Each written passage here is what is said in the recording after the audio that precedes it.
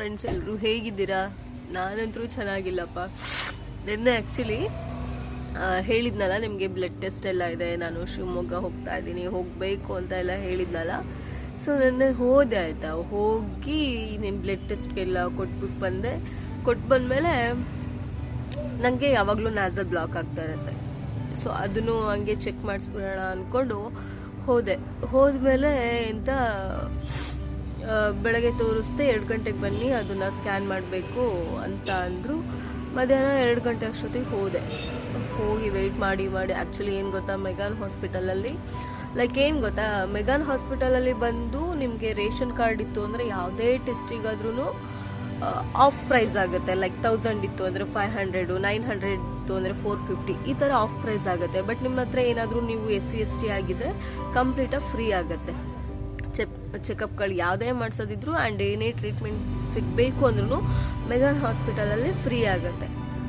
So ನಂದು almost ಒಂದು 2500 ಅಷ್ಟು ಅಮೌಂಟ್ ಸೇವ್ ಆಯಿತು.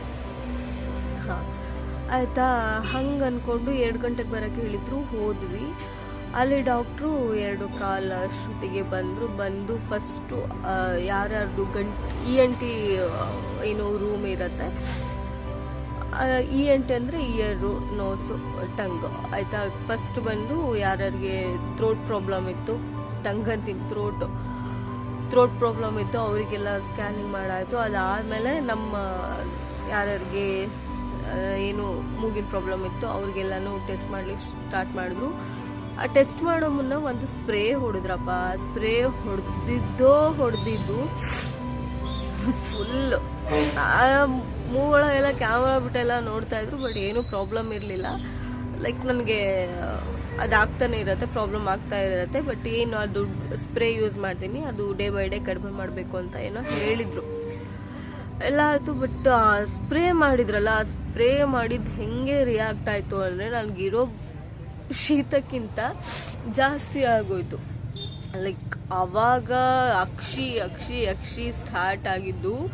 ರಾತ್ರಿ ಸಿಟ್ರೋಸಿನ್ ತೊಗೊಂಡು ಮಲ್ಗೋವರೆಗೂ ಕಡಿಮೆ ಆಗಿಲ್ಲ. ಆ್ಯಂಡ್ ನೈಟ್ ಪೂರ್ತಿ ಫುಲ್ ಬ್ಲಾಕ್ ಆಗೋದು, ಪದೇ ಆ ಥರ ಎಲ್ಲ ಆಗ್ತಿತ್ತು.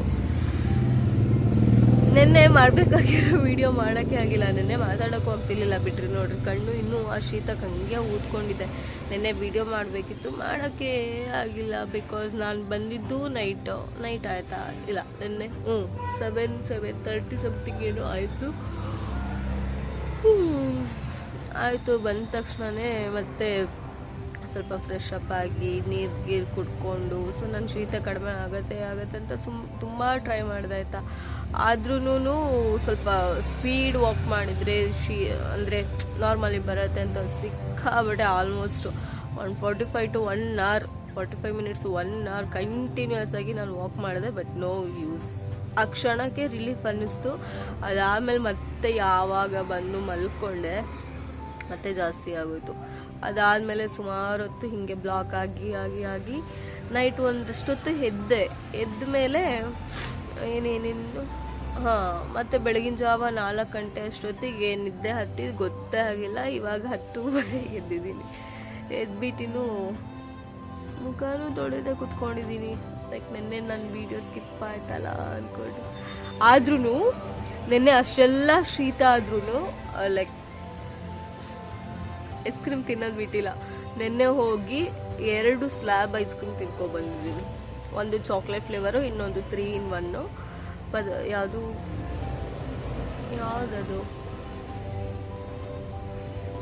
ಯಾವುದೋ ಶಾಪಿಗೆ ಹೋದೆ, ಮರ್ತೋಯ್ತು.